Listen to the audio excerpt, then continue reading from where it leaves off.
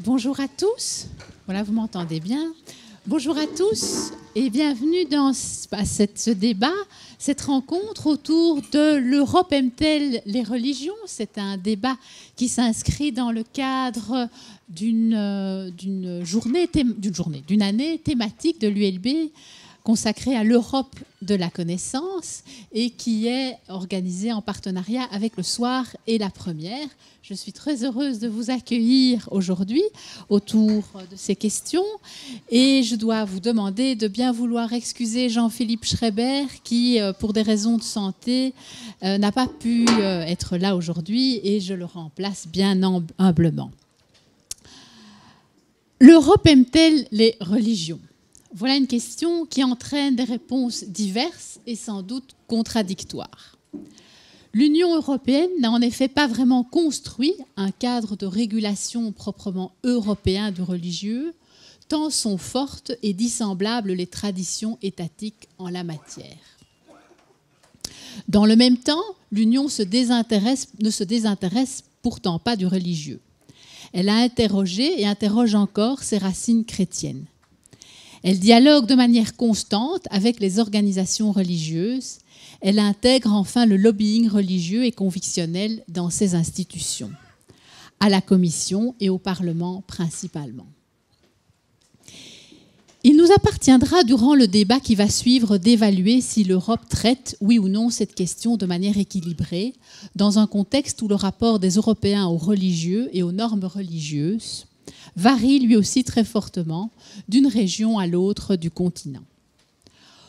Pour en parler, nous avons convié deux chercheurs de grand talent et dont l'expertise est reconnue en ce domaine, mais avant tout deux fortes personnalités, souvent présentes dans les médias et dont le discours sur ces questions, loin d'être fade ou vaporeux, est clairement tranché.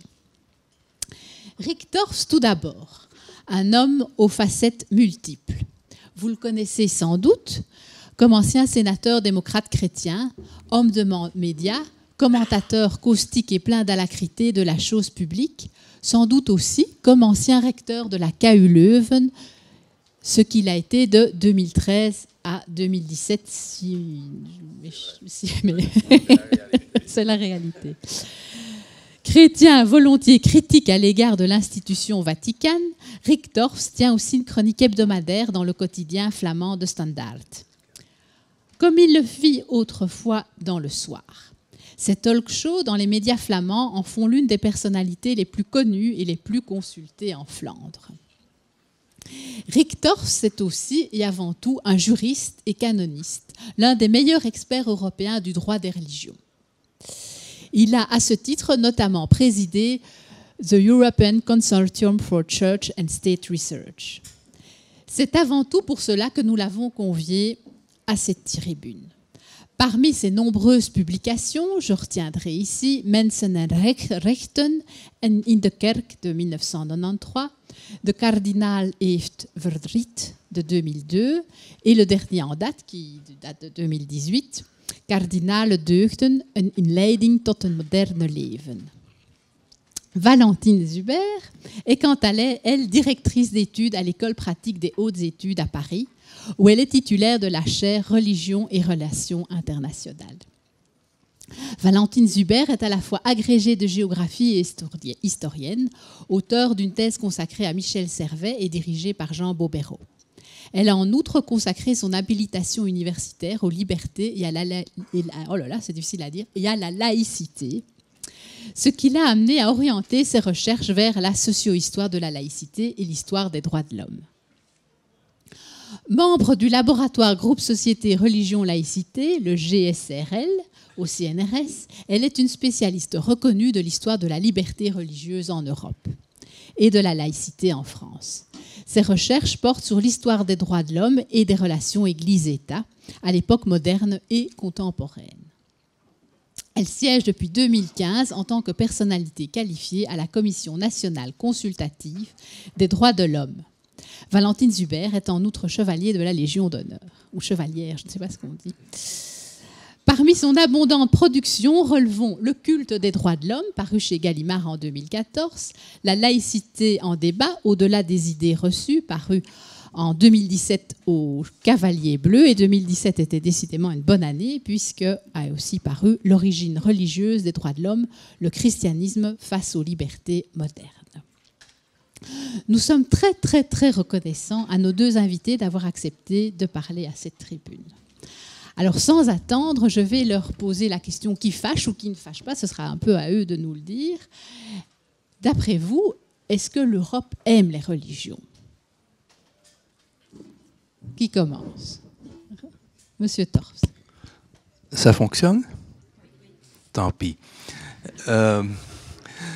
Oui, parfois c'est difficile à dire, je trouve. Aimer les religions, l'Europe constate surtout une réalité qui existe depuis toujours et qui varie de pays en pays, comme vous l'avez dit d'ailleurs. Donc, la religion est fort liée à l'atmosphère culturelle en général.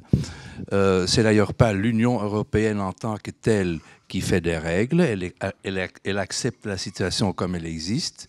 Et si on tente d'avoir une certaine unité au niveau de la jurisprudence, c'est plutôt au niveau de la Cour européenne de Strasbourg que certains résultats sont obtenus.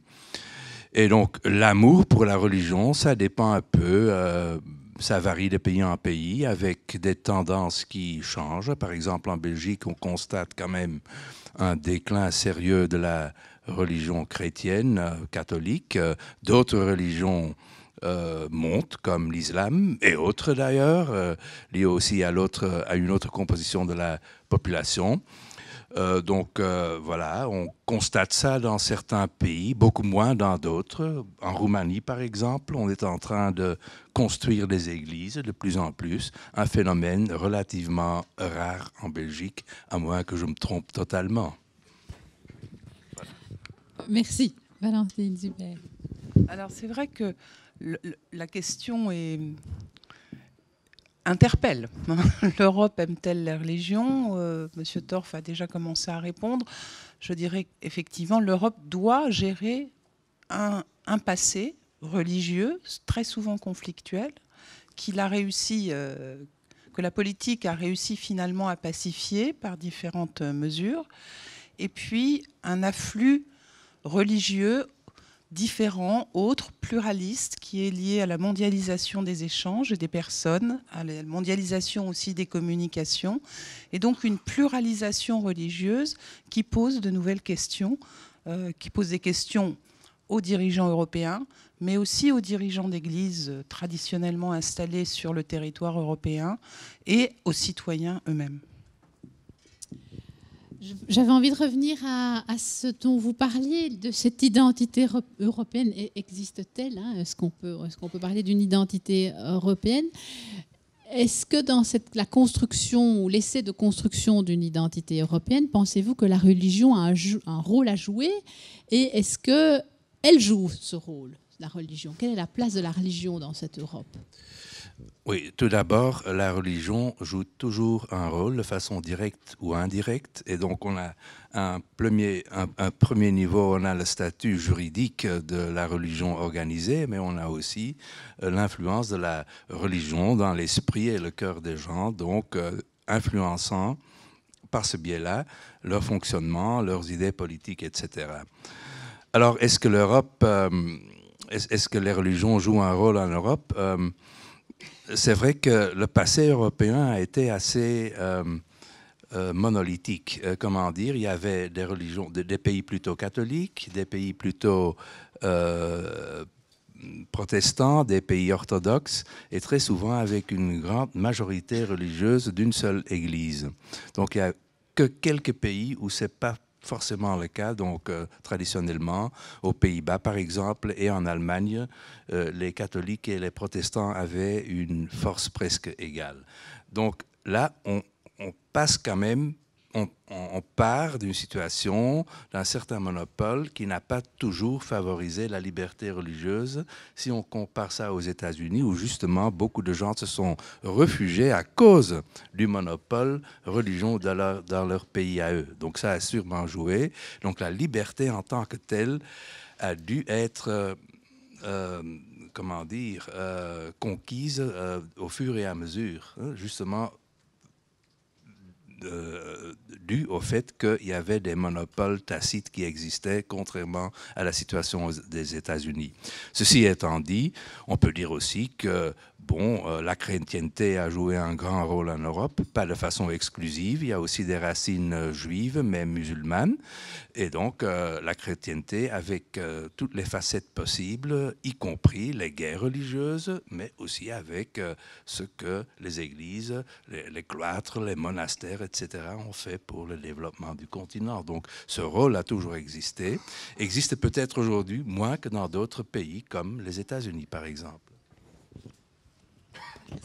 Oui, alors je nuancerai un petit peu peut-être ce que vient de dire M. Torf. C'est vrai qu'il y a le système européen, enfin les systèmes européens sont très différents dans l'esprit du système américain où, comme vous l'avez très bien dit, on est face à un pluralisme de type ouvert, c'est-à-dire qu'il y a une libre concurrence entre les différentes confessions religieuses et l'État se garde bien de se mêler, de choisir l'une ou l'autre, et il est même interdit de le faire. Sur le continent européen, en raison de cette histoire très longue et je le répète, très conflictuelle, les États ont pris le dessus sur les institutions religieuses. Par exemple, à la Réforme, ce sont les chefs d'État qui sont devenus les chefs des églises réformées ou des églises luthériennes. En revanche, avec le catholicisme, ça a été encore plus compliqué puisque le catholicisme avait un chef, le pape, donc qui était en même temps chef religieux et chef temporel, chef d'État. Et donc, là, avec les États en voie de formation au XVIe, XVIIe siècle, il y a eu une rivalité politique entre l'Église catholique et les différents États-nations en train de se construire. Et donc, le religieux a été immédiatement contaminé par le politique, je dirais. Et donc, ça explique que les formes en Europe soient extrêmement diverses. On peut à peu près faire une typologie un peu des formes de relations entre les églises et les États sous trois aspects. Vous avez les pays très peu nombreux qui, comme la France, ont choisi un type de séparation, c'est-à-dire de non-relation financière ou de reconnaissance entre l'État et les différents mouvements religieux. Vous avez des pays de reconnaissance légale, c'est plutôt le cas de la Belgique, hein, le cas que vous connaissez en Belgique, c'est-à-dire que l'État est neutre et reconnaît un certain nombre d'églises ou d'organisations non religieuses, en tout cas en Belgique c'est le cas. Ou bien vous avez ce dernier modèle qui est un modèle hérité de l'histoire et qui est en fin de course, je dirais, qui est presque archéologique, qui est le modèle de la religion d'État qu'on trouve encore en Angleterre ou dans sa forme peut-être la plus pure au Danemark ou en Grèce. Donc voilà, on s'organise, c'est l'État, en tout cas dans les trois configurations, qui donne le ton et qui a la main sur l'expression du religieux et sur la liberté qui est accordée aux citoyens d'avoir la conviction religieuse de leur choix. Merci. Vous voulez réagir? Oui, peut-être une seule chose. Je crois qu'il y a quand même pas mal de choses que ces systèmes ont en commun. Donc, de toute façon, même dans les pays où il y a toujours une église-État, il faut bien entendu accepter la liberté de chaque individu. Et même dans des pays comme la France, les Pays-Bas aussi, où la séparation est un peu plus nette qu'ailleurs, il y a tout de même des techniques de financement. Pour la France, par exemple, je pense au maintien des cathédrales qui ont été nationalisées à un moment donné. Ce n'était pas perçu d'emblée comme une bonne chose, mais au fur et à mesure, être propriétaire d'une église ou d'une cathédrale, c'est pas chose facile. Enfin, je ne sais pas si vous avez l'expérience, mais si à un moment donné, l'État peut aider à financer, eh bien, ça aide. Donc, au début, c'était une mesure négative face à l'Église, et finalement, c'est devenu quelque chose de positif. On va aussi aux Pays-Bas, par exemple, qui a tout de même le paiement des aumôniers, des subsides indirects. Donc, si on compare, par exemple, l'Europe aux États-Unis, on constate tout de même une tendance de financement qui est aussi d'une certaine façon compréhensible, car En Europe, on finance tout, l'opéra, le théâtre, le football, l'église, c'est un peu pareil tout ça, mais tout est subventionné, tandis qu'aux États-Unis, avec bien entendu aussi une taxation beaucoup moins développée d'à peu près 20%, peu de choses sont financées, y compris les églises. Donc là, on a un système quand même divers et un financement toujours existant d'une façon ou d'une autre est pour moi aussi typique pour le modèle européen. Oui, c'est ce que je voulais dire. Les États-Unis, un pluralisme ouvert. En Europe, on a plutôt un modèle de pluralisme fermé, c'est-à-dire que l'État effectivement finance de manière tout à fait officielle ou par des biais, comme vous le disiez pour la France, évidemment, parce qu'on ne le crie pas sur les toits. Mais ce qui est intéressant, c'est que ce pluralisme fermé, parce qu'il est fermé justement, c'est qu'il empêche les États de financer tous les cultes quels qu'ils soient. Il y a un choix qui est fait par l'État. Donc il y a une politique religieuse des États européens et qui est peut-être une politique à questionner parce que, évidemment, il y a des religions qui sont plus égales que les autres. Hein. En termes de financement, en termes de reconnaissance publique, en termes d'apparition dans les médias, etc., etc. Oui, vous voulez réagir? Oui, c'est vrai. Et c'est vrai aussi pour le théâtre, d'ailleurs, et l'opéra. Là aussi, on fait des choix. Et le fait de financer a pour conséquence automatique qu'il y a une certaine sélection qui se fait et qui n'est peut-être pas toujours juste à 100%. Ça, c'est la réalité. Oui. Je vais peut-être vous demander voilà, en tant qu'observateur quotidien de toutes ces questions, votre avis. J'aime bien l'idée du pluralisme ouvert, modèle plus américain, pluralisme fermé, modèle plus européen. Entre ces deux modèles, qu'est-ce qui vous paraît le plus favorable? Alors on parle de modèle et c'est évidemment toujours un peu artificiel, mais quels sont les défauts, les avantages des deux modèles? Est-ce que vous pensez qu'il y a une direction qu'il faudrait plutôt prendre? Alors, je pense que quels sont les critères, évidemment? Oui.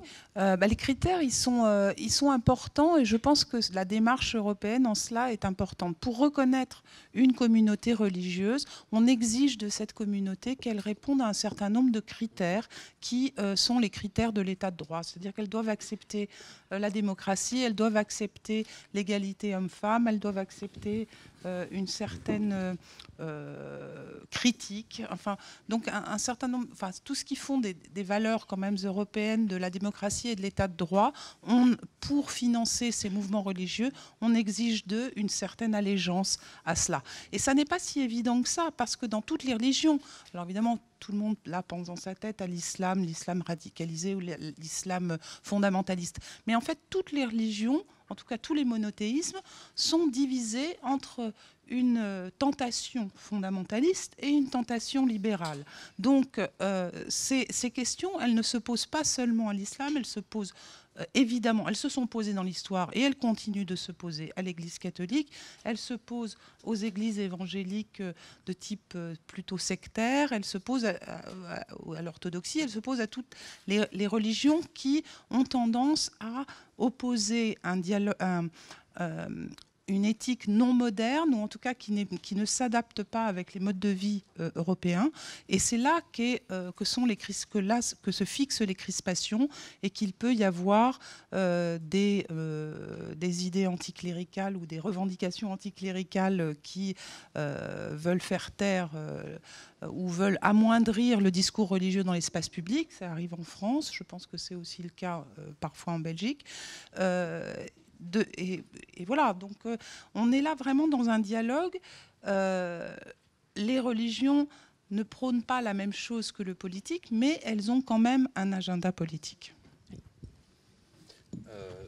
Oui, donc la question initiale, c'était le meilleur système.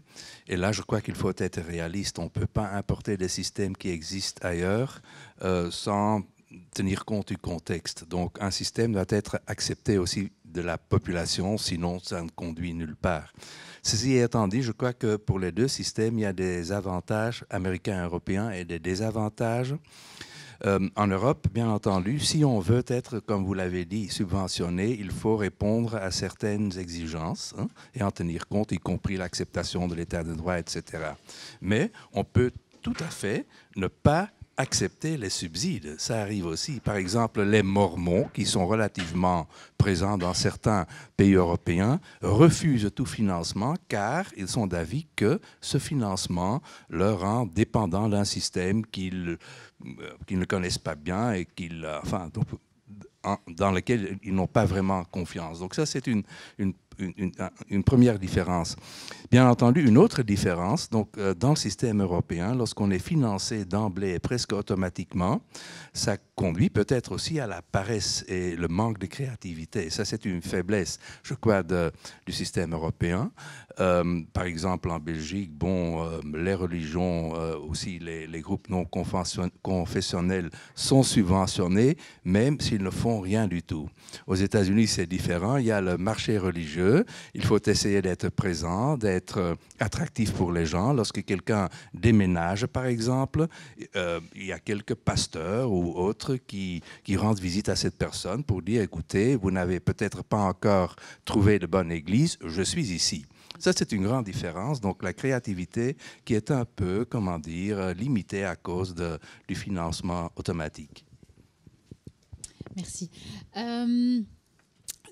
Donc, on est dans cette question de la place de l'État et de la place qu'il doit avoir comme régulateur du religieux. Est-ce que vous pensez que les croyants et les incroyants bénéficient du même type de protection en Europe ? Alors ça c'est une vraie question. Et dans l'histoire, on s'aperçoit que c'est une vraie question. Parce que la liberté de religieuse, elle est venue de manière très progressive en Europe. On est passé par d'abord des systèmes qui étaient évidemment plutôt axés sur la défense de la vérité, et la vérité supposait qu'il n'y ait pas de liberté de contester cette vérité. Mais des penseurs comme John Locke qui ont été le plus loin dans le plaidoyer pour le pluralisme et pour la liberté de religion accordée à tous les Européens, il s'est quand même arrêté à deux groupes pour lesquels il ne pensait pas qu'il était, c'était au XVIIe siècle, il ne pensait pas qu'il était possible d'accorder la liberté. C'était d'une part les catholiques, parce que pour les raisons que j'expliquais tout à l'heure, ils avaient un souverain temporel et donc n'étaient pas des sujets loyaux, ne pouvaient pas être des sujets loyaux puisqu'ils servaient de maître, mais aussi les athées parce qu'ils ne pouvaient pas prêter serment. Le serment, à cette époque-là, était évidemment invoquer Dieu. Et donc les athées étaient considérés comme de mauvais sujets, de mauvais citoyens en puissance. Et cette marque, cette méfiance envers la non-conviction religieuse, eh bien, elle a perduré extrêmement longtemps. Et si on y pense, les États-Unis, toujours eux, qui sont les héros de la défense de la liberté religieuse dans le monde, défendent toutes les libertés de toutes les religions, sauf celles des non-croyants. Et c'est très récemment, je crois que c'est Barack Obama, à quelques semaines de la fin de son mandat, qui a introduit les personnes non religieuses là aussi dans l'orbite de la défense de la liberté religieuse. C'est-à-dire que les athées persécutés dans le monde bénéficiaient de cette protection de la liberté religieuse. C'est pourquoi d'ailleurs en Europe, on parle beaucoup plus de liberté de religion et de conviction pour essayer de bien montrer qu'il y a des convictions qui ne sont pas religieuses, mais qui sont au même titre que les religieuses, qui engagent les personnes au même titre que les religieuses. Oui, c'est ça. Je crois que de toute façon, et toujours, il y a deux volets. Donc il y a le cadre législatif tout d'abord, et puis la réalité sociologique. Lorsqu'on regarde l'exemple de la Belgique, dans notre constitution de 1831, il y avait d'emblée aussi la liberté religieuse négative qui est aujourd'hui dans l'article 20, donc le fait qu'on ne peut pas être forcé de faire part d'un groupe religieux. Mais bon, qu'est-ce que ça signifie en réalité? Il y a toujours la pression de la majorité dans tout système. Donc en Belgique, la majorité à l'époque était plutôt catholique avec toutes les conséquences que cela entraîne. Maintenant, c'est un peu l'inverse. Hein. Donc, ça, c'est la vie.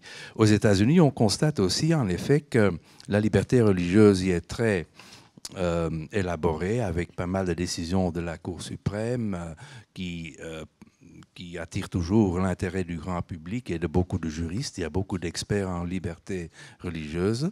Mais en réalité, par exemple, pour un homme politique, c'est pas évident du tout de ne pas être croyant d'une façon ou d'une autre. Hein. Donc, il n'y a aucun président ou aucun candidat à la présidence qui oserait dire, sans coup férir, qu'il n'a aucun intérêt pour la religion.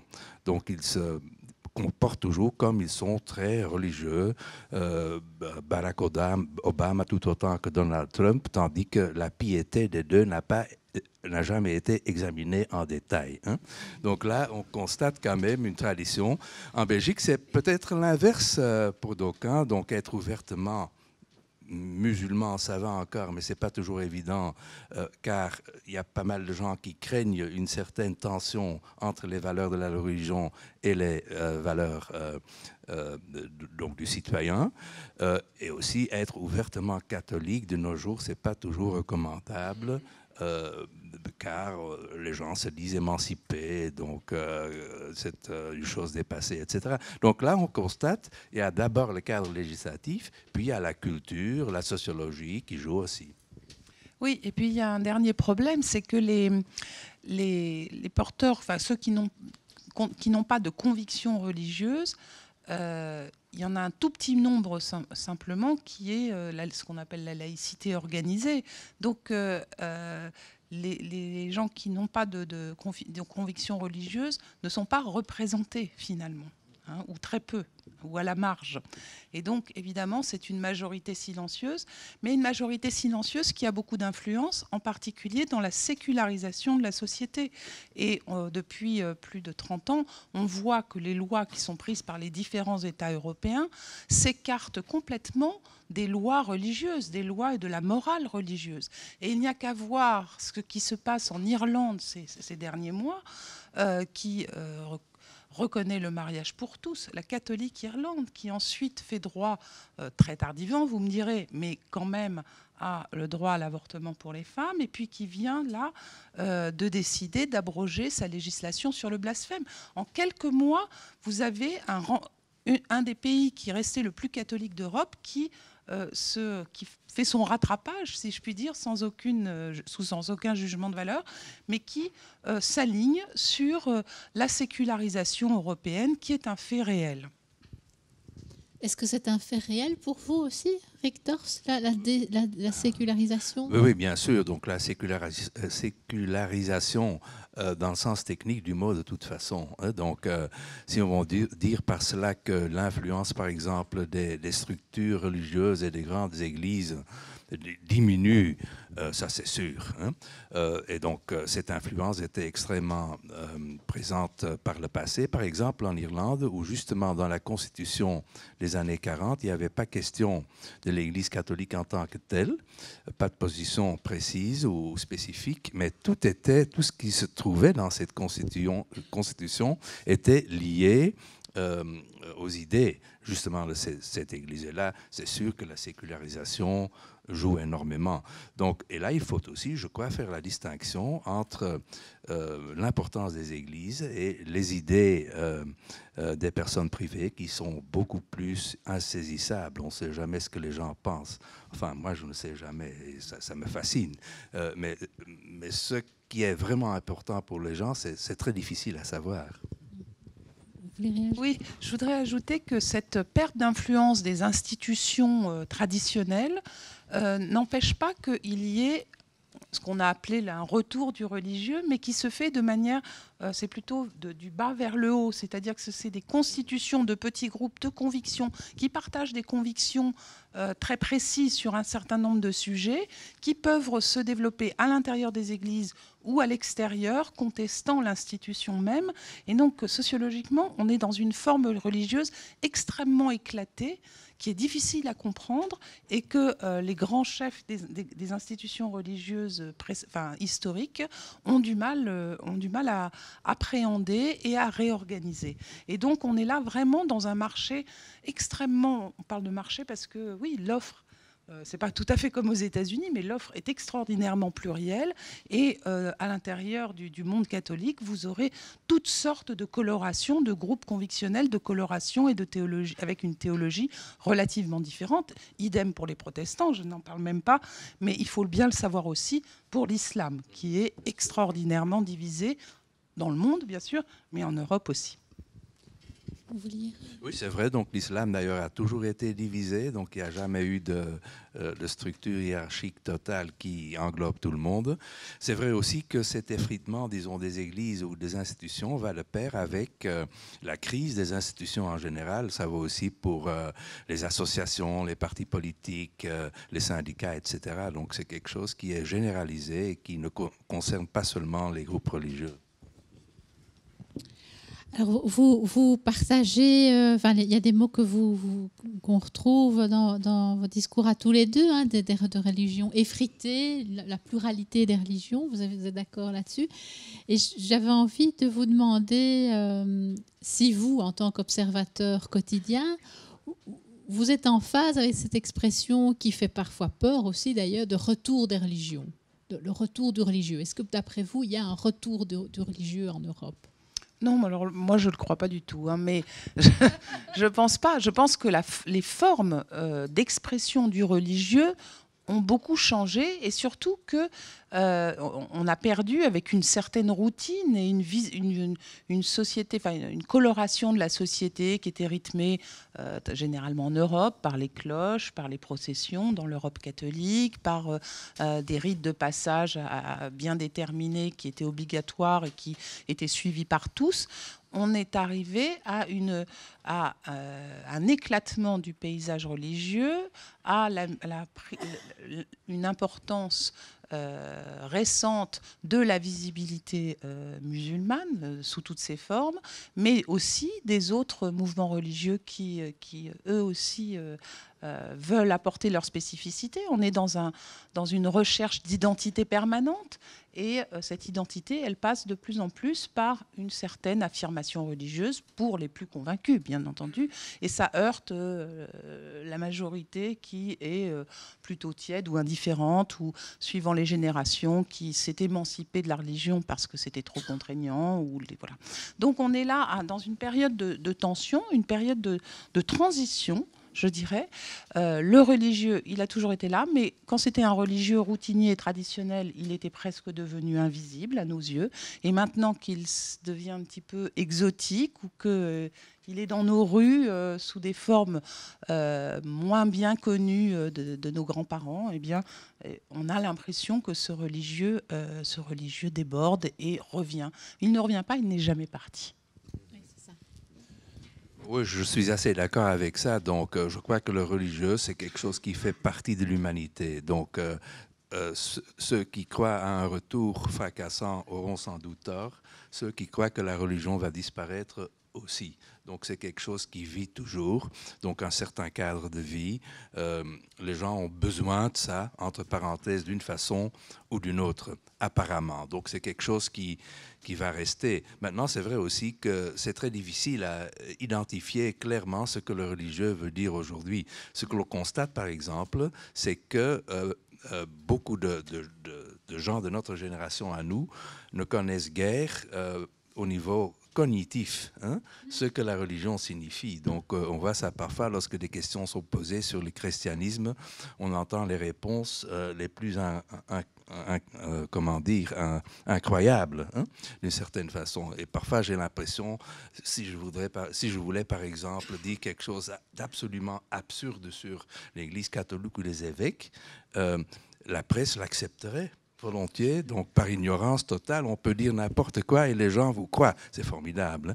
Mais donc, ça, c'est une nouvelle tendance. Et alors, il faut se demander où le religieux se manifeste de nouveau, car on constate certaines choses. Dans notre société, il y a un moralisme qui, de nos jours, est devenu très fort, mais qui n'est pas lié au religieux. Mais ceci étant dit, il est là, donc on devient plus strict. La liberté dont beaucoup d'entre nous ont joui il y a une vingtaine, trentaine d'années. Elle est plus restreinte maintenant, ça c'est une certitude, hélas, en ce qui me concerne.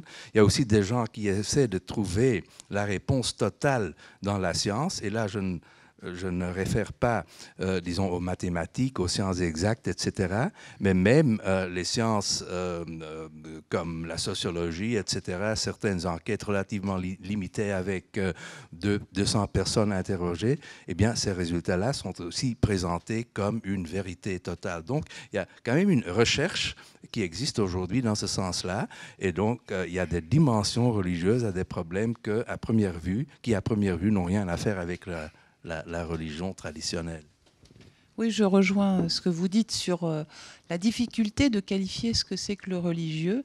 Et peut-être quand on a parlé de retour de religieux, maintenant c'est quand même un retour qui date d'il y a une trentaine d'années, hein, il s'agissait du religieux politique. Et c'est arrivé à peu près au moment de la révolution islamique en Iran, donc en 79, où tout à coup on s'est aperçu que le religieux pouvait mobiliser à tel point qu'on pouvait créer un nouvel État théocratique. Alors après, bon, on discute de la forme théocratique de l'Iran, les spécialistes auront des analyses un peu différentes, mais le fait est que c'est plutôt le retour du religieux politique, du religieux qui fait agir, enfin qui motive le politique, ou le politique qui instrumentalise le religieux dans un combat politique. Et sur cette question que je trouve intéressante, je ne sais pas si on faut appeler ça un retour, mais d'un moralisme de la société, est-ce que vous le ressentez aussi? Est-ce que vous pensez aussi que la religion n'a rien à voir là-dedans, ou est-ce qu'elle a à voir là-dedans? Alors bon, ça je ne suis pas psychologue, donc je ne saurais pas dire, mais qu'il y ait un moralisme, et ça passe dans plein de domaines, dans la moralisation de la finance publique, ça je pense que c'est particulièrement nécessaire, mais c'est vrai aussi une moralisation de la vie personnelle, de l'interdiction de fumer par exemple dans les espaces publics, de ce très fort peur de la pédophilie, hein, voilà, sur toutes sortes de sujets, on est beaucoup plus... il y a une autocensure et une restriction certaine des libertés qui avaient été chèrement acquises par les gens dans les années 70.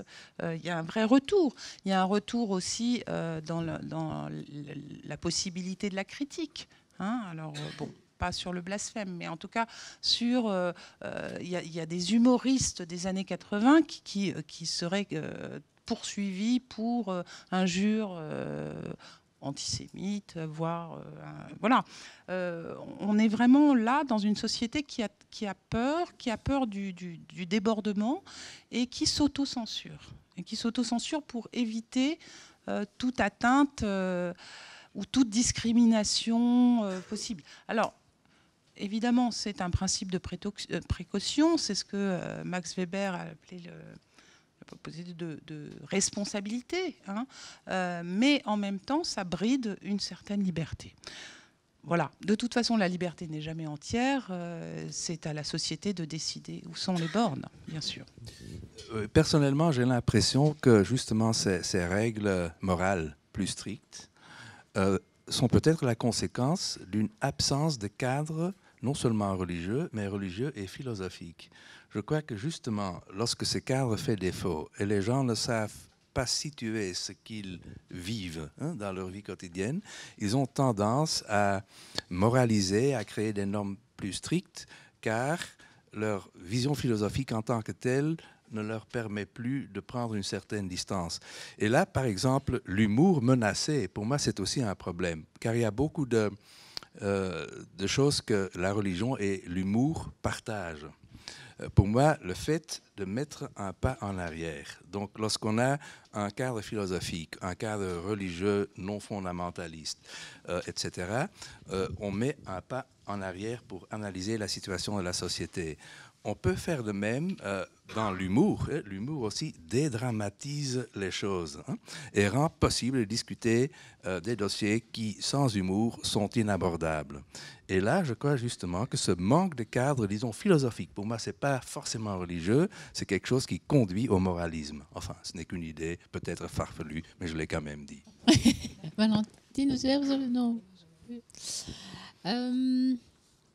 Mais justement, si on reprend l'État, enfin les États et les institutions et les autorités politiques et leur place par rapport à la religion, est-ce que vous pensez que les religions devraient être plus, au moins, intégrées dans les décisions politiques à l'échelle nationale ou à l'échelle internationale? Est-ce que les religions devraient être plus intégrées sur les questions éthiques, par exemple, ou moins?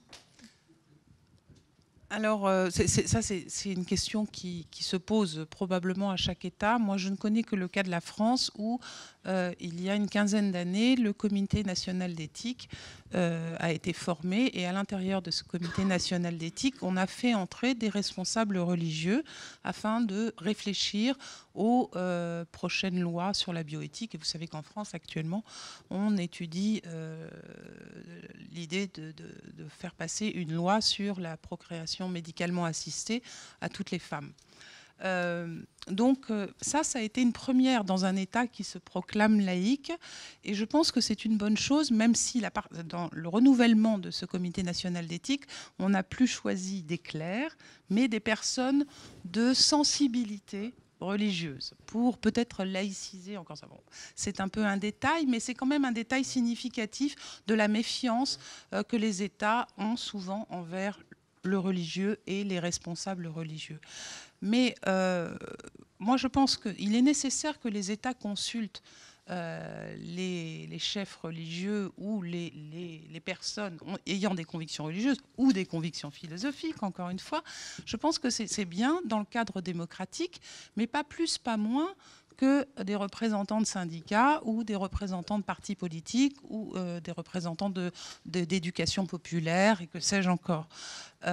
Parce qu'il y a quand même quelque chose de très important dans la laïcité de nos États, hein, qu'elle porte ce nom ou qu'elle ne le porte pas, ou dans la neutralité de nos États, c'est qu'il y a une séparation des sphères qui est accepté par tous, c'est-à-dire qu'il y a ce qui relève de l'État et donc de tous les citoyens, et il y a ce qui relève du spirituel, et ce qui relève du spirituel n'a pas à imposer sa vision à la politique de l'État. Donc je serais dans une réponse un peu mi-figue, mi-raisin, oui aux forces de proposition, mais comme toutes les autres, non à une inféodation de l'État à des normes religieuses. Non, je suis tout à fait d'accord. Je crois qu'il faut écouter toutes les tendances dans la société, y compris les tendances religieuses, sans forcément prendre les clercs ou les évêques ou autres comme représentatifs. D'autres personnes peuvent faire la même chose. Si on regarde un peu maintenant l'histoire, par exemple, disons du communisme, pour ne citer que cet exemple, là on constate que l'Église catholique, par exemple, par le fait d'être une Église internationale, a su jouer un rôle qui n'était pas forcément donné au protestantisme. Et ça m'a toujours fort impressionné. J'ai beaucoup travaillé dans les pays de l'Europe de l'Est, de l'ancien empire soviétique après sa chute pour faire des lois de liberté religieuse avec surtout des experts américains la plupart du temps. Eh bien, on constate que dans les pays où l'Église protestante était fort présente, il y avait une Église d'État qui était très limitée dans son action par justement l'État qui pouvait contrôler le système en tant que tel. C'était moins le cas dans l'Église catholique où justement cette influence venant de l'extérieur et guère contrôlable par les autorités au pouvoir a tout de même su jouer un rôle très important. Ça, je trouve aussi quelque chose de positif. Donc, il y a des choses négatives. Il faut bien entendu éviter des imams, des évêques ou d'autres qui dirigent le pays. Mais parfois, la religion peut jouer un rôle positif, aussi au niveau de la diplomatie, par exemple, le dossier cubain, où l'Église catholique a joué un rôle, d'autres dossiers dans la même direction. Maintenant, on a même conclu un accord avec la Chine, avec les deux églises catholiques patriotes et autres. Donc là, c'est quelque chose qui peut être utile dans un certain contexte. Donc ça peut créer un peu d'air et d'espace sans, et là je suis tout à fait d'accord, accepter bien entendu le pouvoir vraiment de leader religieux au sein d'un État. Justement, je trouve important ce que vous dites là, et j'avais envie de vous poser une question très pratico-pratique, très pragmatique. Vous êtes d'accord pour dire qu'il y a pluralité dans les religions? Comment, dès lors, l'État peut-il s'adresser à ces religions sans s'adresser à l'autorité?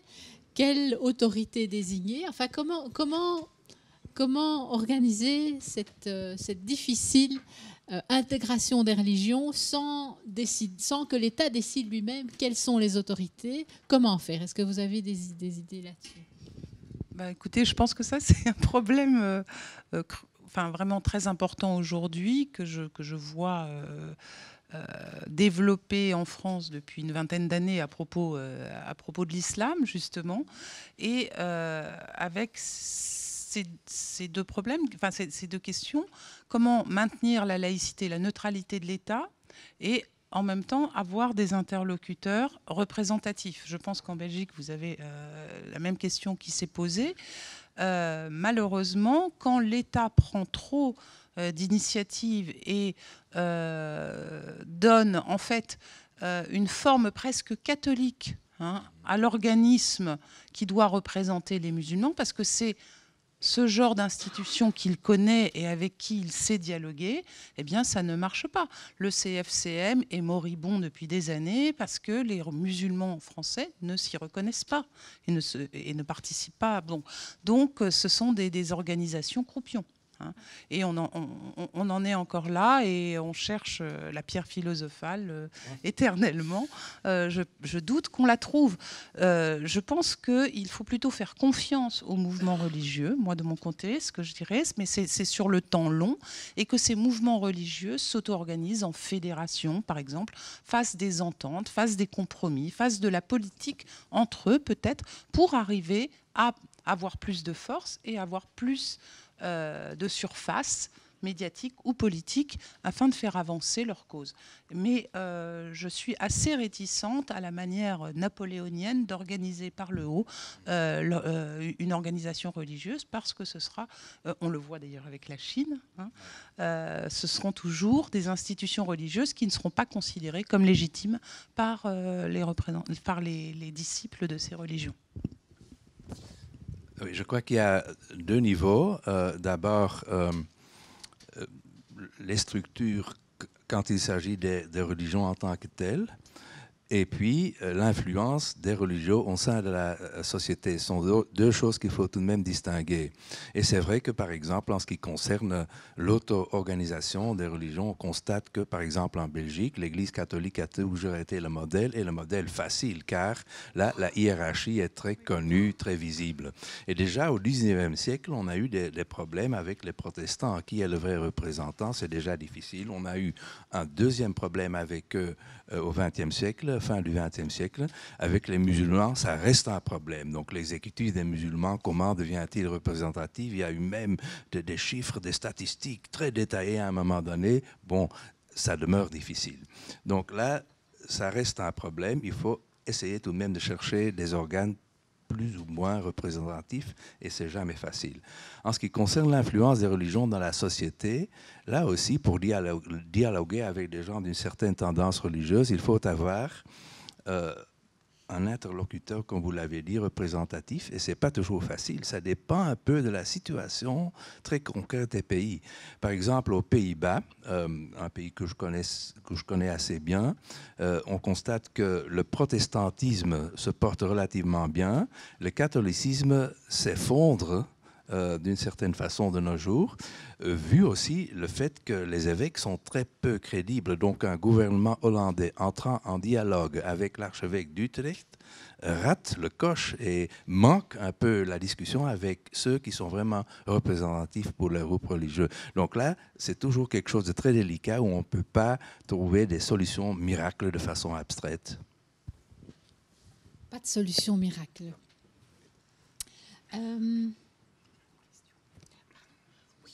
Mais je pense qu'on pourrait passer la parole à la salle. J'imagine que tout ce qu'on vous a dit vous a inspiré des questions.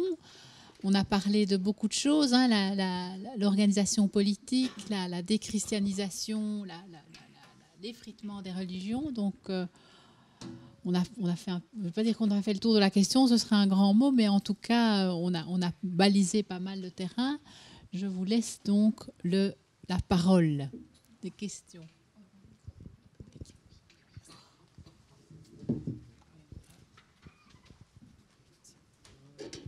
Vous m'entendez? Donc je me présente très rapidement. Je m'appelle Yves Ekman. J'interviens comme simple citoyen, ancien étudiant de l'ILB et malgré tout libre penseur. Voilà. Alors, ça ne sera pas une question. Moi, je suis quand même un peu étonné de certaines choses qui ont été dites aujourd'hui. Je pense qu'il y a une énorme confusion que je recuse en tant que libre penseur entre les personnes qui ont des convictions religieuses et les institutions religieuses qui ont des relais politiques. Et pour en revenir à la question, l'Europe aime-t-elle les religions? Vous avez fait une toute petite précision au début en disant qu'on parle bien de l'Union européenne, c'est-à-dire une entité politique, juridique, administrative. Aime-t-elle les religions? Elle les aime beaucoup et elle les consulte de manière permanente.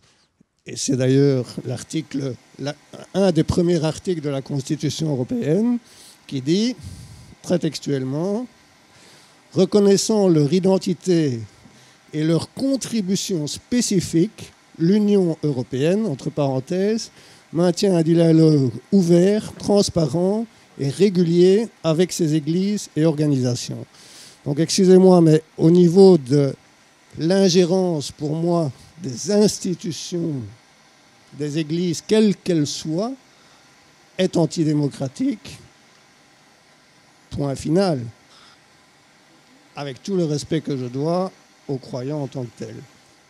On a parlé de financement. Je pose la question, est-ce qu'un contribuable européen a-t-il le droit de ne pas faire financer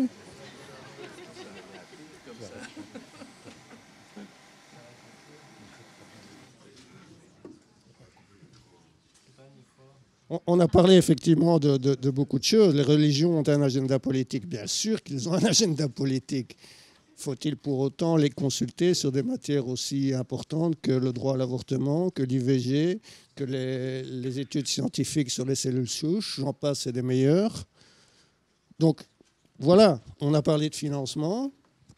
Excusez-moi, mais moi ça me dérange de savoir qu'il y a des organes de consultation européens que le contribuable européen finance pour consulter de manière, article 1, structurée, définitive, etc., les églises, quelles qu'elles soient. Excusez-moi, en tant que laïc et libre penseur, ça me dérange beaucoup. Une dernière petite chose, et puis je ne vais pas en faire plus long.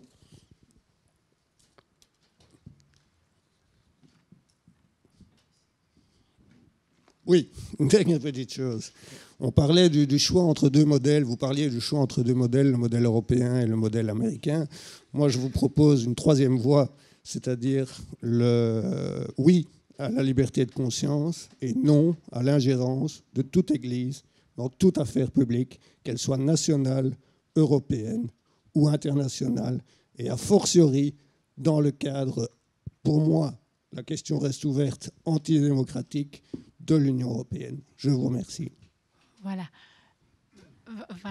Valentine Zuber, Eric Torf, vous avez... Oui, j'ai écouté. Non, oui, je comprends votre point de vue et je respecte votre point de vue. Mais je suis plutôt d'avis qu'il faut maintenir des contacts vraiment avec tout le monde, y compris le monde culturel, le monde des syndicats, etc. Et la religion est aussi un volet de la vie. On peut bien entendu dire on ne parle pas avec eux, mais je crois que justement pour essayer d'éviter l'aliénation dans la société, il faut parler avec tout le monde, mais sans leur donner, bien entendu, la dernière parole.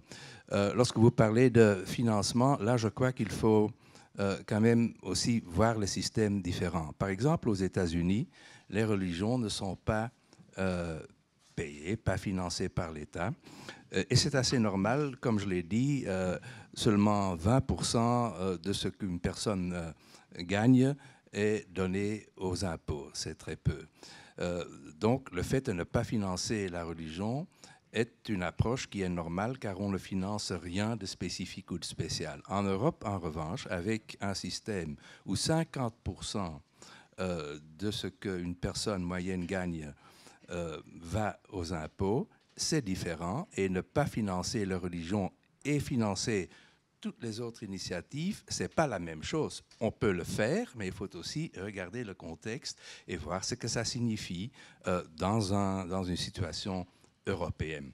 Alors, je suis d'accord avec vous qu'il faut faire la distinction entre la confiance privée et donc, disons, l'opinion privée d'une personne et la religion organisée. Mais ceci étant dit, la liberté religieuse telle qu'elle est aujourd'hui préconisée au sein aussi de la Cour européenne comporte 3 éléments. Donc, c'est l'élément individuel, bien entendu, de ne croire ou de ne pas croire. Le volet collectif, de faire ça ensemble, si l'on veut. Et le 3e volet, c'est aussi la liberté d'organisation interne.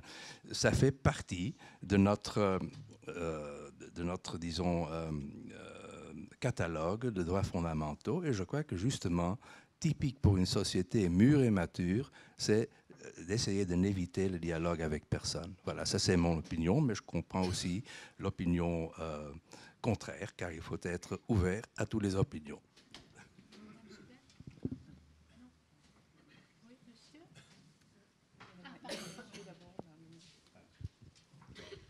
Vous m'entendez ?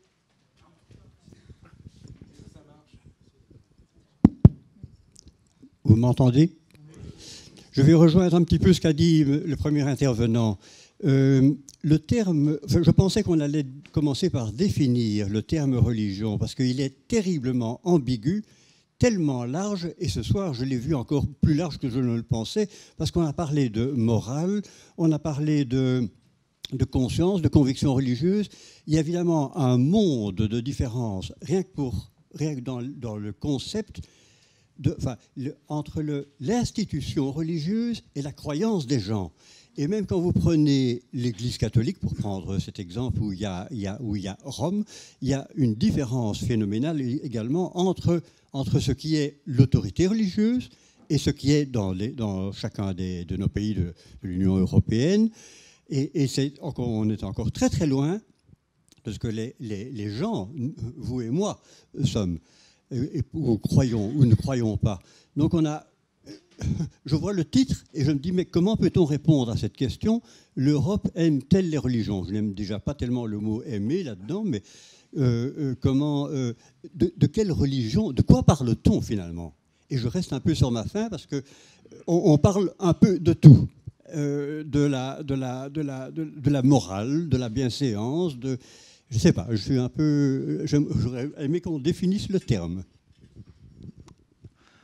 Oui, monsieur, vous avez raison, et c'est un peu un aveu d'impuissance, je pense, des chercheurs sur le domaine du religieux, c'est qu'ils se sont escrimés à trouver une définition à la religion, et ça fait partie là aussi de la recherche de la pierre philosophale, car ils se sont beaucoup écharpés sur les définitions de la religion.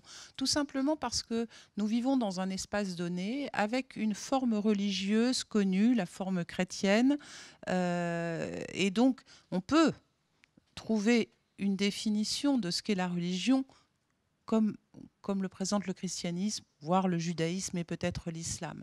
Mais ces définitions ne collent plus du tout quand on s'intéresse aux religions, par exemple asiatiques, aux religions amérindiennes, aux religions chamaniques. Et donc, on a là un vrai problème à faire une catégorie englobante. Et c'est pour ça qu'il est très difficile de donner une définition du religieux. Et c'est pour ça que nous avons essayé de vous montrer que le religieux avait plusieurs formes. Une forme institutionnelle, bien sûr, une forme convictionnelle pour chacun des individus, qu'il l'appuie ou qu'il la rejette, et puis toutes sortes de formes de groupes plus ou moins para-religieux ou qui ont une coloration religieuse ou qui... voilà. Donc c'est vrai que c'est très difficile, mais c'est d'autant plus difficile que, comme je le disais en introduction, avec la mondialisation, nous avons l'arrivée sur le territoire européen de religions de toutes sortes et extraordinairement diverses qui n'étaient pas connues jusque-là ou qui se créent, des religions qui meurent, des religions qui se créent, et ça à un rythme effréné. Donc voilà, c'est peut-être ce qui... il faudrait le lire à travers la liberté de religion et de conviction telle qu'elle a été décrite, c'est-à-dire la liberté du fort intérieur, soit la liberté de conscience qui est garantie, la liberté d'exprimer cette conviction intérieure, c'est-à-dire la liberté de culte, c'est ce qu'on dit en général, et puis la liberté aussi de ne pas avoir de conviction intérieure de type religieux, quelle que soit la forme religieuse qu'on entende, qui est la liberté de croire ou de ne pas croire, la liberté de penser, la liberté dont se réclame monsieur. Mais je pense qu'il faut tenir les trois. Voilà. Oui, peut-être aussi une réponse à cette question de définition. Tout d'abord, les juristes n'aiment pas les définitions car lorsqu'ils en donnent une, ils sont liés par leur propre définition. Et c'est toujours négatif. Il faut absolument éviter d'y aboutir.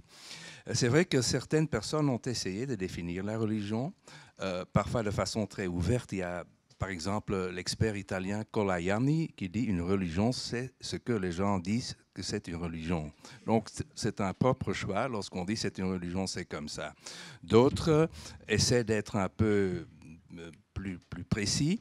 Et je me souviens d'une définition donnée à un moment donné par la Cour de cassation belge vers 1900, enfin je ne connais pas la date exacte.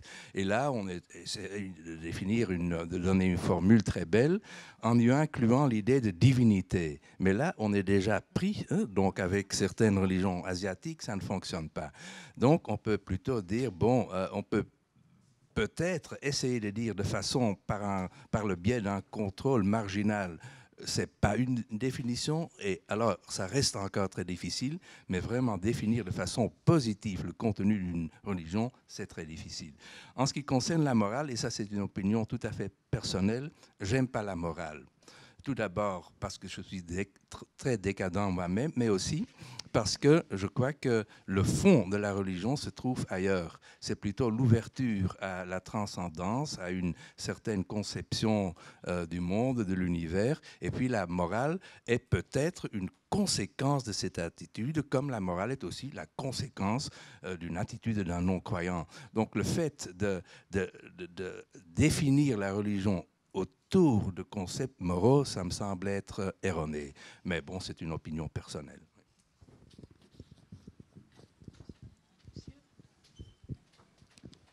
Bonsoir. Je vais dire ma question. Bonsoir. Plutôt que de demander si l'Europe aime les religions, la question qu'on devrait plutôt se poser, c'est est-ce que l'Europe n'a pas plutôt créé sa propre religion depuis la fin du XVIIIe, notamment avec les différents libéralismes, et est-ce qu'elle n'est pas rentrée en concurrence avec cette religion qu'elle s'est elle-même créée? Pour citer peut-être Madame Luber, par rapport à la déclaration française qui ont tendance à s'universaliser et à devenir comme une religion aujourd'hui. Et oui. Oui, vous avez raison. D'une certaine manière, la création de l'État face, en particulier à l'Église catholique, a nécessité une constitution qui est passée aussi par un certain nombre de textes presque sacralisé. Je l'ai travaillé dans un livre qui s'appelle « Le culte des droits de l'homme », pour la France, la Déclaration des droits de l'homme et du citoyen, par une des devises, pour nous, liberté, égalité, fraternité, par une certaine vision de la laïcité appliquée d'une certaine manière, donc par des rites.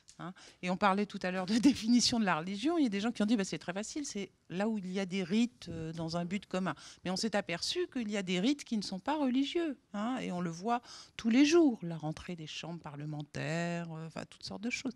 Donc il y a effectivement une sorte, c'est ce qu'on appelle la religion civile. La religion civile dont l'exemple, qui est encore un exemple américain, le plus visible, c'est le Dieu, c'est In God We Trust sur le dollar, c'est le serment sur un livre fermé, qui est la Bible, mais ce qui peut être un Coran, qui peut être tout livre religieux que l'on veut, pour les députés ou le président de la République. Bon, voilà, c'est ce qui donne une cohérence à la société, aux citoyens. Et qui ne fait pas référence à un Dieu précis et ne fait pas référence à une religion précise. Donc oui, il y a effectivement une espèce de ritualisation du politique qui mime un peu la ritualisation religieuse. Mais il n'y a pas, comme le montrait très bien Richtorf, il n'y a pas cette transcendance, il n'y a pas cette aspiration à s'élever spirituellement, et il n'y a certainement pas non plus de réflexion sur les fins dernières. Et c'est peut-être bien ça qui manque à nos sociétés actuellement, c'est une réflexion sur qu'est-ce qui se passe après la mort, qu'est-ce que l'on fait face à ça. Mais c'est vrai aussi que, c'est vrai, vous avez raison, mais parfois on sacralise certaines idées, comme peut-être le libéralisme, ce qui m'a aussi beaucoup frappé. Enfin, j'ai lu ces derniers temps un peu sur le rôle du cardinal Mercier pendant la Première Guerre mondiale. Eh bien, à ce moment-là, le nationalisme avait une dimension religieuse qu'il a perdue, heureusement, par la suite. Mais là aussi, c'était la nation et Dieu, donc la différence était tout à fait petite. Et donc là, on voit que certaines idées sont toujours consacrées, deviennent presque des idées saintes pour certaines personnes, sans en effet aspirer à la vie éternelle et tout ça. Oui, on peut parler d'un dogmatisme.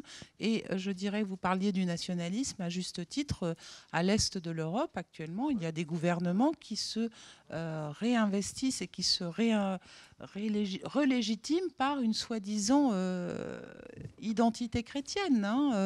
Et évidemment, avec... en revanche, une politique qui est assez peu évangélique. Mais bon, ça, c'est autre chose. Bonjour à toutes et à tous. Madame Zuber, vous avez parlé de pluralité religieuse face à une mondialisation des échanges. Et en fait, je pense que la question qu'on se pose tous, en fait, c'est quelle Europe de demain construit-on? Quelle Belgique de demain construit-on? On a la chance d'être dans une cité-monde qui est Bruxelles, avec un multiculturalisme que je trouve personnellement très beau. On gère plutôt bien, je trouve, ce multiculturalisme qui nous est bénéfique à tous. C'est mon opinion personnelle. Maintenant, la question, c'est comment gère-t-on ce multiconfessionnalisme? Et je pense que c'est un peu pour ça qu'on est là ce soir. Et je me suis posé cette question et j'ai eu un élément de réponse il n'y a pas très longtemps que je souhaiterais partager avec vous ce soir parce que j'ai trouvé ça très beau. C'est un ami qui me l'avait envoyé et en fait, ça s'appelle le principe de permission. C'est-à-dire l'art de permettre à quelqu'un d'avoir une opinion philosophique, confessionnelle, métaphysique, religieuse différente de la nôtre. D'ailleurs, à ce propos, l'auteur, pour le citer, écrit ces mots. « Je suis ce que je suis et j'en suis satisfait et heureux.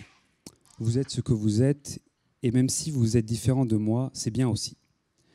Comme je suis capable de me concentrer sur ce que je veux, en dépit des différences considérables qu'il peut y avoir entre nous, je n'en nourris aucune émotion négative. Parce que je suis assez sage... » On m'entend ? Oh, parfait. J'ai pas l'impression. Parce que je suis assez sage pour ne pas me fixer sur ce qui me dérange. En tant que personne qui applique l'art de permettre, j'ai compris que je ne suis pas venu dans ce monde physique pour faire en sorte que tout le monde suive la vérité, entre guillemets, à laquelle je crois. Je suis venu ici pour encourager les ressemblances et la... Je ne suis pas venu, pour encourager la ressemblance et la conformité, car je suis assez sage pour savoir que la conformité ne favorise pas la diversité qui stimule la créativité. Je m'obstine à vouloir promouvoir la conformité. Si je m'obstine, à vouloir promouvoir la conformité, je m'oriente vers la fin de la création plutôt que vers son développement. Désolé si la citation était un peu longue, mais j'ai trouvé vraiment ce principe de permission vraiment beau, parce que je commence à l'appliquer en tant qu'individu, et je pense que ça peut être une piste de réflexion pour vraiment avoir un réel vivre ensemble qui nous permettra de former quelque chose de beau. Monsieur, je crois que vous avez tout à fait raison. Au XVIIIe siècle et après, on a appelé ça la tolérance, le respect. Il me semble cependant que vous restez un peu au niveau des idées. Évidemment, le droit à l'autre d'avoir des idées, mais là où il y a des tensions, finalement, c'est souvent à cause de pratiques, pas tellement d'idées, mais de pratiques. De pratiques qui heurtent, de pratiques qui dérangent parce qu'elles sont exotiques ou méconnues. Ou, voilà. Et c'est là où le défi est réel dans une société multiculturelle. Et pour moi, une société multiculturelle, elle est fatalement multiconfessionnelle. Je ne fais pas de différence entre les deux. Oui, je crois, enfin, je suis tout à fait d'accord. Lorsqu'on parle de superdiversité, par exemple, ça signifie aussi que tout le monde soit divers de façon différente. Donc, il n'y a pas la notion de superdiversité qui est tout à fait la même pour tout le monde. Mais ça rend aussi certains problèmes relativement difficiles à résoudre, surtout lorsqu'il ne s'agit pas que d'idées. Lorsqu'on voit quelque chose de concret, ça c'est normal. Mais on peut en même temps trouver des liens entre les diverses religions, par exemple. Donc, parfois, le fait d'avoir une religion soi-même est à entrer en dialogue avec d'autres qui en ont une autre. Ça, c'est sûr. Ça m'a toujours frappé en ça. Merci. Bon, je me présente. Je suis aussi libre penseur. Je ne suis pas diplômé de l'ULB, mais de l'UCL. Le thème de la conférence d'aujourd'hui, c'est l'Europe aime-t-elle les religions? Moi, j'aurais aimé, j'attends une conférence sur l'Europe aime-t-elle les agnostiques et les athées. Je pense qu'il faudrait peut-être songer à faire une conférence là-dessus. Mais bon, revenons sur l'Europe aime-t-elle les religions? Ben oui, elle aime bien les religions. Ouais. L'année passée, cette année-ci, c'était le 60e anniversaire du traité de Rome. Souvenez-vous, donc, en montant par là-bas. Okay, merci. Donc, souvenez-vous, pour ce 60e anniversaire du traité de Rome, où ont été les chefs d'État et de gouvernement européens? Ils n'ont pas été à Rome, ils ont été au Vatican d'abord. Il y a une photo où on voit le pape entouré de tous les chefs de gouvernement et de chefs d'État européens au Vatican, et non pas à Rome. Donc, dans la Constitution européenne, rappelez-vous, Giscard d'Estaing, qui a été un des écrivains de la Constitution européenne, avait inscrit, voulait mentionner les racines chrétiennes européennes, les racines chrétiennes en Europe, dans la Constitution. Il y a eu un tollé des laïcs, à juste raison. Les libres penseurs se sont battus contre. On a étouffé l'affaire pour mieux le réinscrire dans le traité de Lisbonne, si je ne me trompe pas. Donc, non, on parle d'héritage spirituel, c'est oui, rien à voir avec les racines chrétiennes. On ne va pas jouer sur les mots, c'est là-dessus. Parce que et donc, moi, oui, mais donc, moi, je vois que dans les faits, l'Europe aime bien les religions, et donc les religieux n'ont rien à craindre de l'Europe. Moi, ce qui m'intrigue, à chaque fois qui m'énerve sérieusement, c'est, par exemple, je vais prendre les cours de religion, le combat qui a été mené par les laïcs, les libres penseurs ici en Belgique, concernant les cours de religion à l'école publique. Pas l'école privée catholique, ça c'est leur problème. C'est leur droit. Mais dans une école publique, donc financée par des deniers publics, on est quand même en droit, nous, de dire pas de cours de religion à l'école publique. Alors certains, ils ont dit, oui, bon, ok, on ne va pas donner de cours de religion, on va supprimer, mais on va faire un cours d'histoire des religions. Moi, je réponds, je dis, mais pourquoi tout de suite, à chaque fois, il faut revenir sur la religion? C'est ce que j'ai senti aujourd'hui dans le débat. Il faut quand même la religion, il faut quand même de la religion. On a besoin de religion, on a besoin de religion. Et donc, je disais aux gens, mais pourquoi pas un cours des sciences? Donner un cours des sciences aux jeunes. Et là, on pourra effectivement voir ce que la religion a apporté ou n'a pas apporté aux sciences. Je crois qu'on a compris voilà. ce que vous vouliez dire. Merci oui, bien. voilà. Oui, enfin, le titre, nous ne sommes pas responsables du titre. Il était quand même « L'Europe aime-t-elle les religions ?» Donc nous avons essayé de répondre à la demande. Et je crois aussi que c'est aussi une réalité. Donc je respecte bien entendu vos sensibilités. Mais le fait que vous en parlez signifie que c'est très important pour nous, pour vous. L'absence ou la présence de la religion. Par exemple, un athée s'intéresse à Dieu, ne fût-ce qu'à son absence. Donc c'est quelque chose qui joue dans le monde pour bien comprendre la société en tant que telle. Ça fait partie de tout cela. La science, quant à elle, est bien entendu indispensable, mais il faut essayer de ne rien exclure qui peut intéresser les gens pour bien comprendre la société. Ça me semble être la pierre angulaire de toute science. Donc il faut voir tous les tenants et les aboutissants de l'existence humaine. Enfin, c'est mon idée personnelle et bien entendu, vous avez tout à fait toutes les raisons possibles pour n'être pas d'accord. Oui.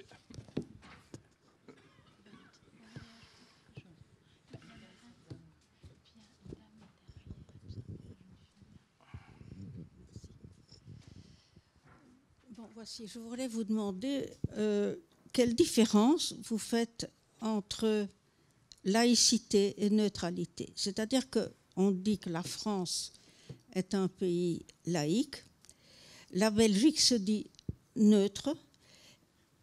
Ça, c'est une première chose. Mais est-ce que dans la Constitution, il est question de laïcité, dans la Constitution belge?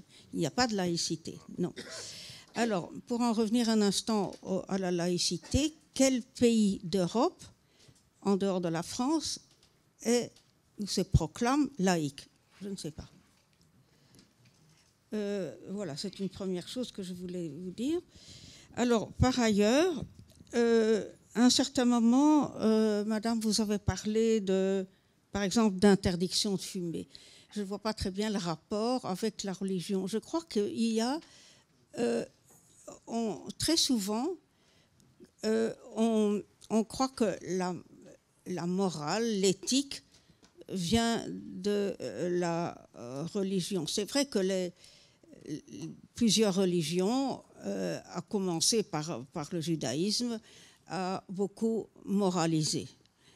Mais il y a quand même un certain civisme aussi il est évident que le judaïsme n'allait pas parler d'interdiction de fumer, ça va de soi.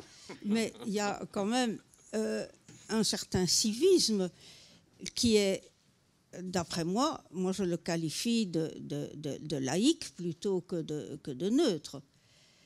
Et donc, je trouve qu'il y a quand même certaines ambiguïtés dans tout ça, vous voyez. Et alors, quand on dit l'Europe aime-t-elle les religions, c'est déjà exclure la laïcité, là, quand on demande ça. Bon, alors, c'est vrai que l'Europe, qui se dit chrétienne, mais c'est vrai qu'elle est née à partir de... quand on parle de... Soit on parle des différents pays d'Europe, soit on parle de l'Europe dans son ensemble. Et ne parlons même que de l'Europe occidentale. Mais elle est née à partir du catholicisme. Et elle se base quand même... Enfin, je vais vous laisser la parole.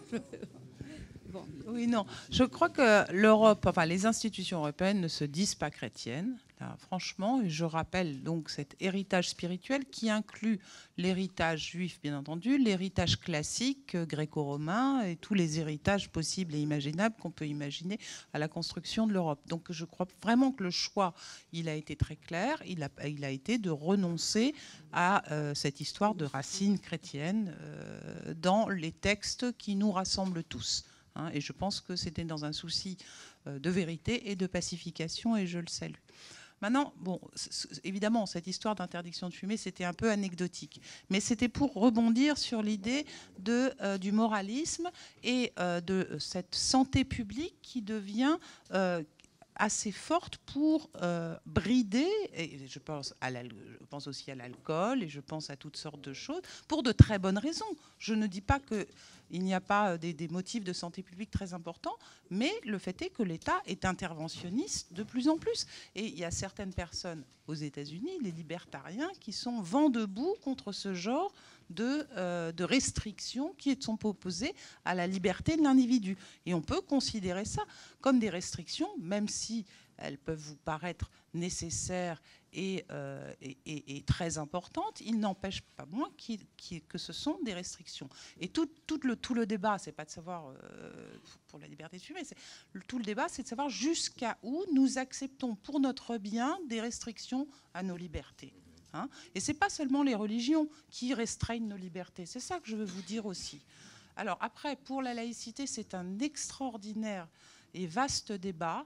Le mot n'est pas partagé par beaucoup de pays, la Belgique et la France, qui n'entendent pas la même chose sous le terme de laïcité. Vous avez d'un côté la laïcité en France comme cadre juridique, et vous avez en Belgique, quand on emploie le terme de laïcité, c'est plutôt un mouvement convictionnel. Et donc, on utilise la neutralité. En France, l'État est lui aussi neutre, mais il est laïque parce qu'il ne choisit pas selon les différentes confessions et il ne reconnaît aucune confession ou conviction particulière. Voilà, ce qui n'est pas le cas de la Belgique. Peut-être sur l'État laïque, un autre pays qui se disait laïque, c'était la Turquie avant Erdogan. Ça, c'est pour moi le seul pays qui se vantait d'une certaine laïcité, mais différente de celle de la France, de toute façon. Donc, ce n'est pas la même chose.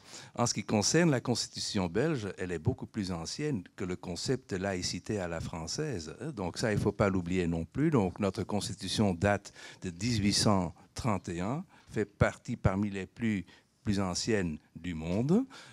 Pourquoi? Parce que justement, le volet sur les droits et libertés était de haute qualité. Tout le reste a changé. Le fédéralisme et tout ça, ça n'a pas résisté. En ce qui concerne la notion de laïcité, là, on constate aussi une grande différence entre la Belgique francophone et la Flandre. En Flandre, cette notion de laïcité n'a pas de sens. Donc, on n'a pas ces contacts avec la France, avec la tradition française, avec cette notion développée au fur et à mesure, changée aussi par moment. Donc, pour une partie de la Belgique, la Flandre, cette notion n'a pas de contenu réel. Ça, il faut le savoir aussi. Bon, vous permettez que je vous parle encore un instant. C'est-à-dire que... Écoutez, on va prendre encore une question. Et je voudrais que tout le monde... oui, que quelqu'un d'autre prenne la parole. Monsieur, il y a monsieur encore. Bon, posez chacun une brève question. Pas je prends qui? Pas un discours, un bref. Bonsoir, je m'appelle Michel Boete et j'ai étudié à Leuven-Nederlands, bien que pas en droit ou en philosophie, mais en médecine et santé publique. Voilà ma question. Je crois que l'État et par exemple la Belgique n'aiment pas trop la religion.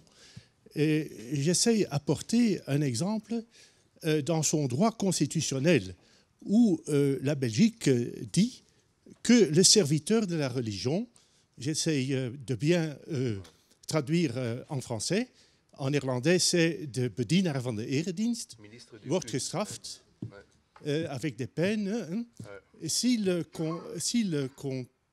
contrait un mariage avant le mariage de droit belge. Voilà. Et cela est dans le droit constitutionnel belge. J'ai dit. C'est vrai, vous avez raison, mais il faut le comprendre dans un cadre très précis, celui de la Constitution belge de 1831, où il fallait avoir un compromis entre catholiques et libéraux. Les catholiques étaient assez libéraux, les libéraux assez catholiques. On a aussi dit qu'il fallait organiser la liberté religieuse interne, et dans beaucoup de pays, comme en Belgique, on a quand même fait une exception pour le mariage. Pourquoi? Le mariage, c'était la banque de données de l'époque. Donc là où on enregistrait le mariage, se trouvait le contrôle sur la population. Et là, on a dit, voilà, c'est pour cette raison-là qu'on va quand même organiser d'abord le mariage civil avant le mariage religieux, contrairement que dans les pays de l'Europe du Sud, par exemple. Mais donc, il faut le comprendre de façon, comment dire, historique. On a en même temps organisé la liberté religieuse interne, mais c'est une exception pour que l'État puisse exercer un certain contrôle sur la population qui était impossible autrement. C'était un peu ça. Alors c'est le cas aussi en France, mais pas du tout pour les mêmes raisons, puisque c'est une mesure révolutionnaire qui permettait de reconnaître les mariages des non-catholiques en France, c'est-à-dire des protestants et des juifs qui n'avaient pas le droit de se marier, enfin le mariage étant devant un prêtre, ils ne le faisaient pas, et donc il y avait des bâtards et des problèmes dans le... Voilà. Donc le mariage civil a été créé et doit toujours être avant le mariage religieux, parce que c'est le seul mariage valable. Et en même temps, dès la Révolution française, on a créé le divorce. C'est aussi le mariage civil qui permet le divorce civil, qui n'était évidemment pas prôné par l'Église catholique d'alors. Merci. Oui, voilà. Tout d'abord, je voudrais dire au premier intervenant que parler d'Europe antidémocratique alors qu'on est à 7 mois des élections européennes, c'est un peu surprenant quand même. Ensuite, je voudrais dire qu'il ne faut pas oublier que les fondateurs, les pères de l'Europe étaient tous démocrates chrétiens. Il a fallu attendre que SPAC arrive sur la scène en 1957 pour qu'il y ait enfin autre chose qu'un démocrate chrétien. Et dans son cas, il était socialiste. Alors, je voudrais vous poser une question. Est-ce que vous ne pensez pas qu'en Europe, le pouvoir des églises, et notamment auprès des institutions européennes, est beaucoup trop grand par rapport à ce qu'elles représentent dans la réalité? Évidemment, moi-même, je reviens de Pologne il n'y a pas longtemps. Évidemment, et vous ne l'avez jamais souligné jusqu'ici, l'Europe centrale et orientale est encore profondément religieuse, alors qu'on assiste à une déchristianisation rapide en Europe occidentale. D'ailleurs, Jean-Paul II avait tellement bien compris la chose qu'il a commencé à faire du lobbying auprès des institutions européennes, et c'est grâce à lui d'ailleurs qu'on a aujourd'hui l'article 17 du traité de Lisbonne. Or, je peux vous dire que le lobbying des églises à Bruxelles et à Strasbourg est très intense, au point qu'elles obtiennent très souvent une dérogation. La technique est simple. Au lieu de donner des instructions aux représentants des églises dans les États membres, eh bien, elles ont compris qu'en faisant du lobbying à Bruxelles auprès de la Commission et du Parlement européen, elles peuvent obtenir énormément de choses. Je donne un exemple.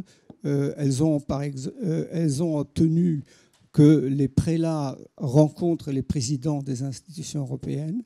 Elles avaient essayé d'obtenir dans le préambule de la Constitution européenne la référence à Dieu et aux racines chrétiennes. Elles ne l'ont pas obtenu parce que la France et la Belgique l'ont bloqué. Mais je donne un dernier exemple pour ne pas être long. Savez-vous que le nouveau règlement général sur les données personnelles, article 91, vous avez dans cet article, on dit que ces données personnelles sont supervisées par une commission spéciale, mais au paragraphe 2, il y a quelque chose de tout à fait surprenant.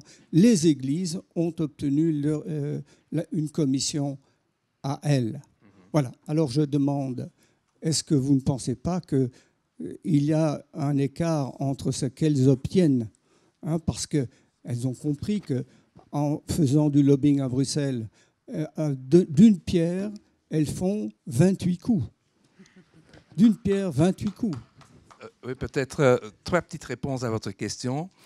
Premier élément, le lobbying est un problème général au sein des institutions européennes. Tout le monde fait ce qu'il peut. Hein. Ce n'est pas seulement les églises, donc c'est un phénomène généralisé et peut-être un peu trop répandu. Ça, c'est la première chose. Deuxième chose, l'article 17 du traité de Lisbonne. Cet article, bien entendu, a été soutenu par le pape, mais le rôle de l'Église protestante en Allemagne a été très grand aussi. Donc, c'est un deuxième élément. Troisième élément, ce que vous dites sur les données personnelles, c'est quelque chose de très important. Là, on se trouve aussi au centre d'un certain débat. Donc, la liberté religieuse, telle qu'elle existe, aussi dans les traités des droits de l'homme, hein, implique aussi la liberté religieuse interne, mais avec des limites. Donc, dans la Cour de Strasbourg, on ferait là-dessus un pesage entre la protection de la vie privée et l'organisation de la liberté religieuse. Ici, on essaie de faire ça au niveau conceptuel de la législation.